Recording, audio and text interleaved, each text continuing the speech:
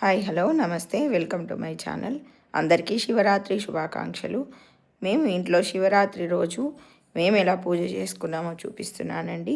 అందరం ఎవరమైనా ఏదైనా పండుగ కానీ పండుగ లేకున్నా వారాలు ఉన్నప్పుడు కూడా మనం ఇల్లంతా శుభ్రం చేసుకొని చక్కగా ఇంటి ముందు గుమ్మం ముందు ముగ్గులు కల్లాపు చల్లి ముగ్గులు పెట్టుకొని పూజ చేసుకుంటాం కదా. అదే గడపలు శుభ్రం చేసుకొని తులసి కోటని శుభ్రం చేసుకొని తులసి మాతకి పూజ చేసి నైవేద్యం పెట్టుకొని వంట రూమ్లో కూడా మనం అంతా ఆగ్నేయం వైపు మంచిగా దీపం పెట్టుకొని అంతా క్లీన్ చేసుకొని అలాగే శివునికి ఈరోజు శివరాత్రి కనుక శివునికి అభిషేకము మరియు నమక చెమకాలతో అభిషేకం చేసుకొని ఇంట్లో ఉన్న దేవతామూర్తులన్నింటికి కూడా అభిషేకం రోజు చేస్తాం. కానీ ఈరోజు శివరాత్రి కనుక మహాన్యాసపూర్వక రుద్రాభిషేకం చెప్పుకొని అలాగే ఇంట్లో ఉన్న దేవతామూర్తులందరికీ చక్కగా అభిషేకం అనేది చేసి నైవేద్యంగా పెట్టి నైవేద్యంగా మనం ఈరోజు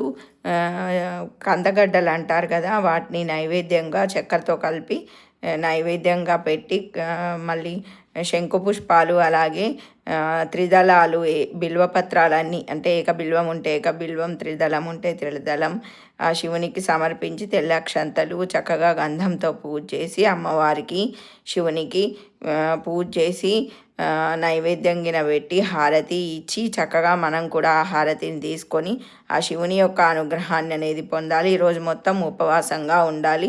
చాలా చాతకాని వాళ్ళైతే సగ్గుబియ్యం కానీ ఇంకేదైనా తినొచ్చు. చేతనైన వాళ్ళు పండ్లు పాలు తాగి ఉండాలి. అలాగే ఆ శివుని యొక్క అనుగ్రహాన్ని పొందాలి. జాగరణ అనేది చేయాలి. నచ్చితే